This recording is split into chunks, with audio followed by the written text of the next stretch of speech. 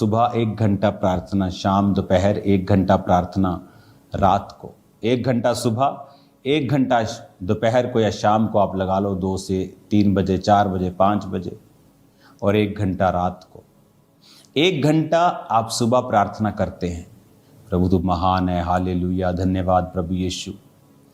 जब आपकी 40-45 मिनट की प्रार्थना हो जाती है, फिर आप वर्सेस निकालिए।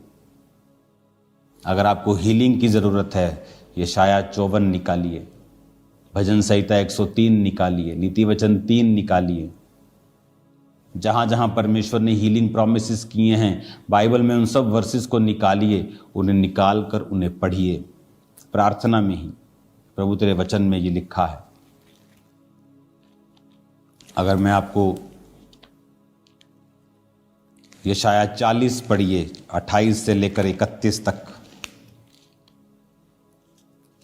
भजन संहिता 103 पढ़िए, जहाँ पर परमेश्वर ने लिखा है कि वो तेरे अधर्म को क्षमा करता है और तेरे रोगों को चंगा करता है। भजन संहिता 103:3, वही तो तेरे सब अधर्म को क्षमा करता और तेरे सब रोगों को चंगा करता है। इन वर्सेस को पढ़िए 10-15 मिनट, इन वर्सेस से प्रार्थना कीजिए। उसके बाद अगर आपके पास अनॉइंटिंग ऑयल है, अपने आप को उससे मसा कीजिए। लास्ट में थैंक्स कीजिए, प्रभु तेरे कोड़े खाने से मैं चंगा हो चुका हूं, तेरा थैंक्स करता हूं, आमीन कर दीजिए।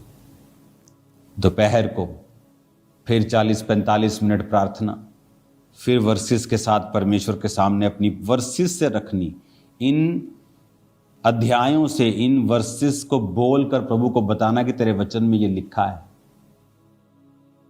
और दिन रात कहता मेरे नाम की जो दुहाई देते हैं। संडे थर्सडे दुहाई देने वाले बहुत हैं, चलो संडे जाके दुहाई दे देते हैं। उसके बाद सोमवार क्या, जो सुबह से बर्तन मांज के, जो काम घर का, जो आदमी अपने ऑफिस में जाता है, कोई प्रार्थना वाला जीवन नहीं। शाम को आधा घंटा एक बैठ गए, प्रेयर माउंटेन वाली चलो प्रेयर कर ली, ठीक है, लेकिन जिस प्रार्थना की मैं बात कर रहा हूं वो आपका न्याय चुकाएगी, आपको परमेश्वर से जवाब लेके देगी।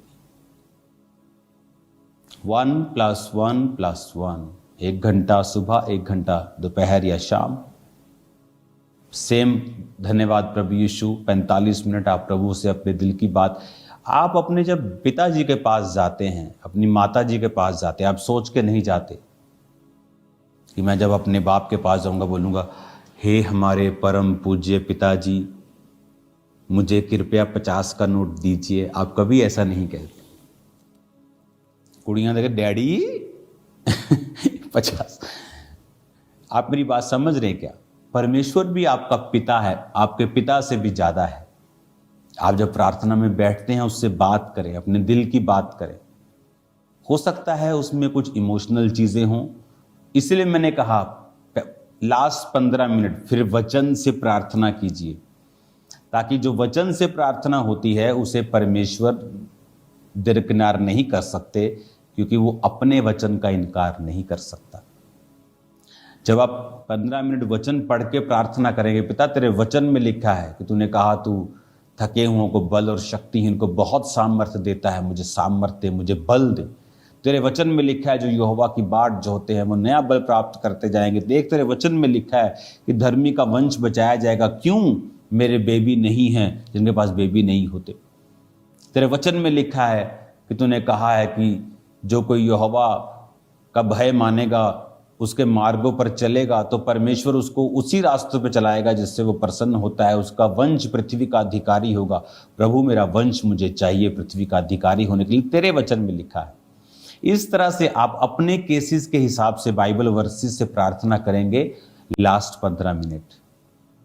उसके बाद आप अनॉइंटिंग ऑयल को अप्लाई करेंगे अपने पेट पर। अगर आपको बेबी चाहिए, अपने सिर पर, आपको अनॉइंटिंग चाहिए, सुरक्षा चाहिए, आप प्रार्थना करेंगे।